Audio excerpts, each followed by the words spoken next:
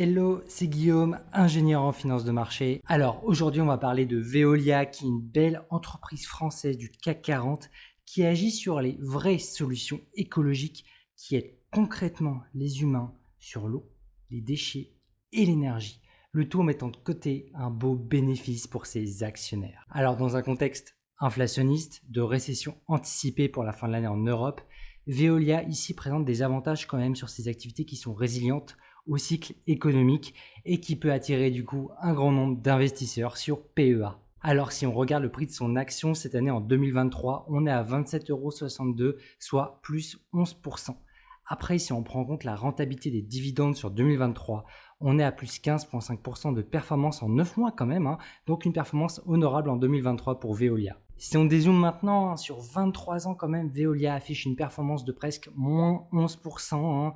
Après, comme d'habitude, sa performance est plus élevée en prenant en compte les dividendes. On arrive alors à 53% de performance en 23 ans pour l'action Veolia. Donc oui, là clairement avec cette action, on va être honnête, on n'est pas sur la plus grosse pépite du CAC, là c'est sûr en termes de rentabilité. Après ça là, c'est le passé. Aujourd'hui, ce qu'on va faire, c'est qu'on va analyser si l'entreprise Veolia serait intéressante pour un investissement à moyen à long terme suite à son intégration de Suez notamment. Au passage, et c'est très important pour ne pas manquer mes prochaines vidéos d'analyse d'action, abonne-toi. Alors Veolia, c'est une entreprise de grande capitalisation qui pèse presque 20 milliards d'euros sur le secteur des utilitaires. C'est un des leaders bien connus des solutions environnementales pour les industriels et municipalités. Veolia est présent sur toute la chaîne de valeur de l'eau.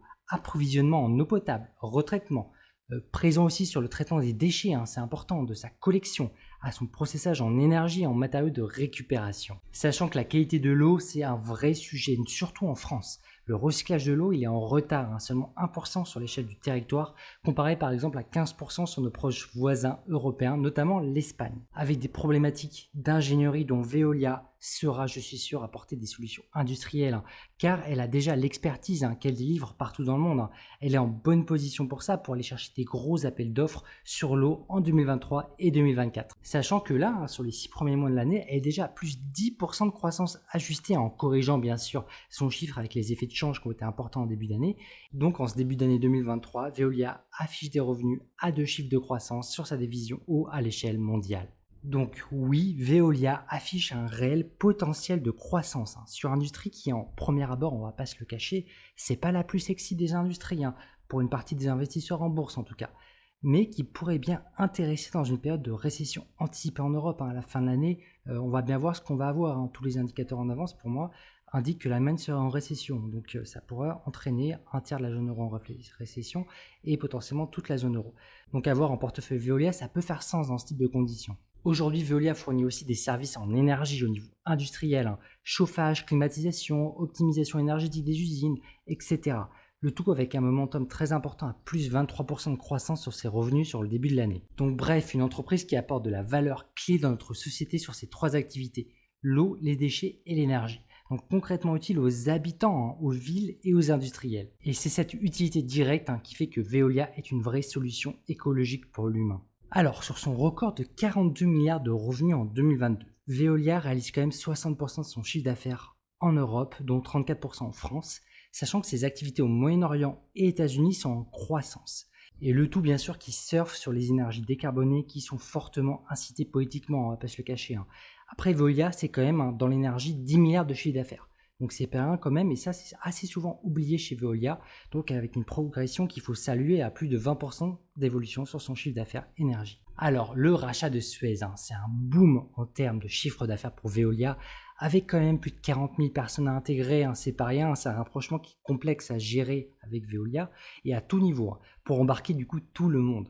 Alors pour les investisseurs actionnaires, les résultats comptent et sont importants et ça commence à se voir.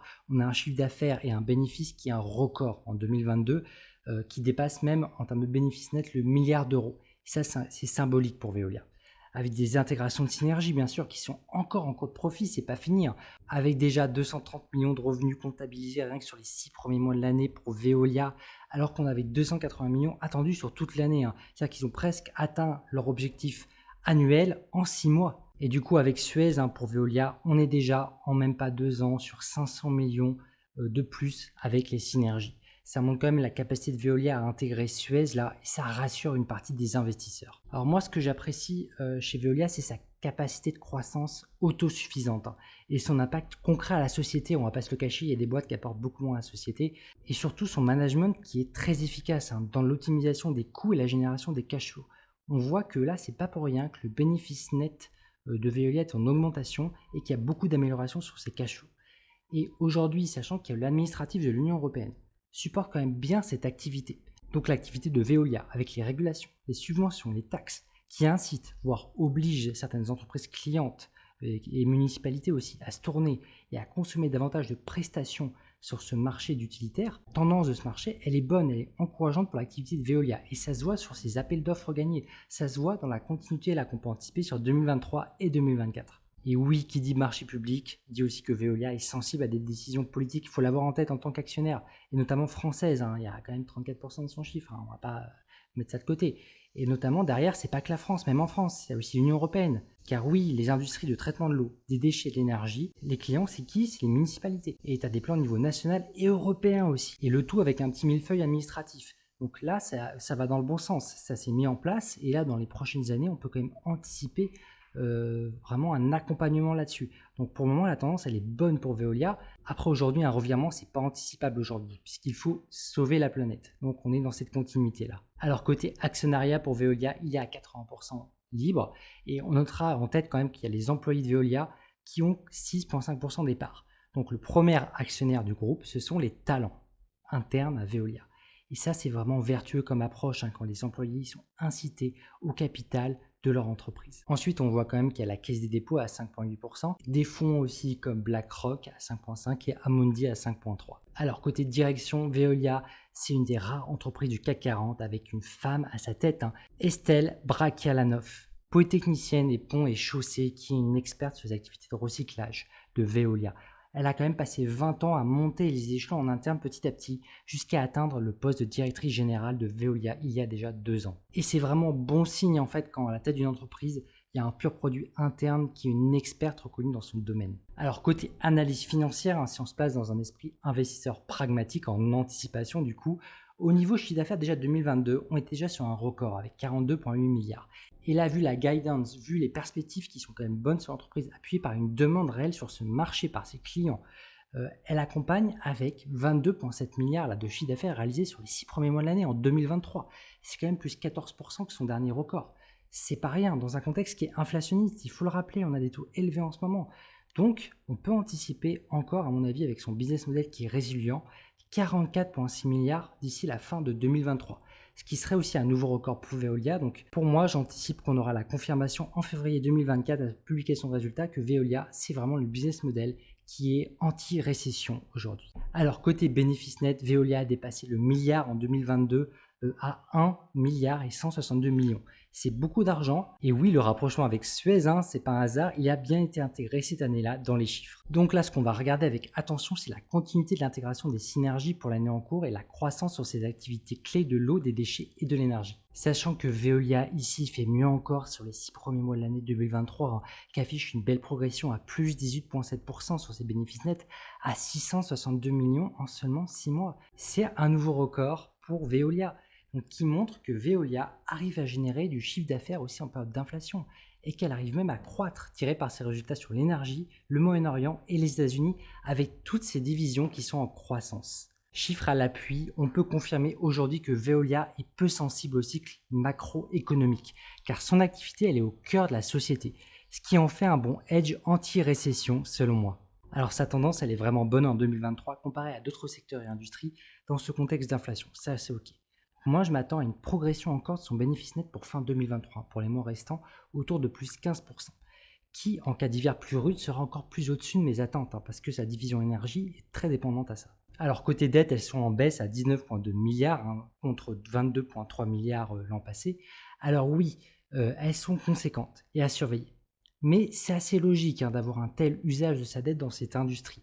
Donc on va souligner quand même que Veolia travaille à la réduire. Ça c'est bien, elle le démontre avec moins 3,1 milliards en un an, et ce qui est quand même très bon signe de la part du management pour rassurer les investisseurs, tout simplement, en période de montée de taux d'intérêt, et donc de montée du coût des intérêts de la dette. Alors côté cash flow, donc l'argent qui rentre concrètement en net dans les caisses de l'entreprise, Veolia là elle est en cours de normalisation. C'est plutôt décevant, mais c'est RAS aujourd'hui. Je surveillerai bien sûr l'évolution de la rentabilité de ces cash flows dans les prochaines publications. Alors côté dividende, là on est à 1,12 € par action, versé ce 9 mai dernier en 2023. Et moi je m'attends également à une augmentation de ce côté-là de ces dividendes dans les années à venir.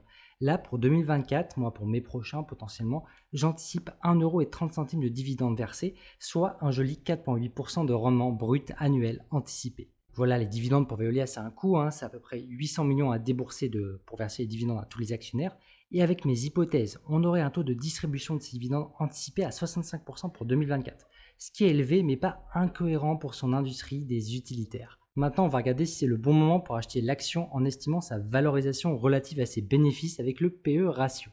Alors oui, son PE ratio est en baisse suite à l'acquisition de Suez et des records sur ses bénéfices. Aujourd'hui, fin septembre 2023, on est à 18 et j'anticipe même un PE ratio pour février 2024 autour de 15,5, tiré par sa capacité à générer tout simplement des bénéfices nets qui sont en croissance sur toutes ces divisions et à l'intégration bien sûr des synergies suite au rachat de Suez. Voilà, sans surprise, on va arrêter le faux suspense. Là, je vais partager mon avis personnel sur l'action Veolia. D'abord, oui, sur le court terme et moyen terme, pour moi, c'est positif ici. Et même pour aller plus loin, là, ce que je vais te faire, c'est que je vais te partager mon objectif de prix cible personnel. Horizon, allez, février 2024, prochaine publication annuelle. Et là, moi, ce que je vois, c'est Veolia à 35 € l'action, soit quand même plus 26% contre les 27 € d'aujourd'hui, avec un niveau de risque attendu que j'anticipe à 20%. Donc, c'est quand même assez correct sur 6 mois. Et ce risque, il est même cohérent avec son industrie des utilitaires. Donc bref, dans un contexte de tension économique indéniable et de récession anticipée en Europe, Veolia, ça pourrait être un bon hedge, une bonne couverture sur une activité qui devrait bien résister, qui est un business qui est résilient. Maintenant, pour avoir accès à ma vision des marchés avec ma newsletter, ou encore pour découvrir ma formation pour que je t'aide à protéger et faire croître ton patrimoine, tout ça et bien plus, c'est sur guisdom.com. Maintenant, je te propose de découvrir l'action Crédit Agricole qui affiche un joli 10% de dividende. Je te livre mon avis sur cette bancaire dite universelle. Sur ce, restons pragmatiques. Allez, ciao!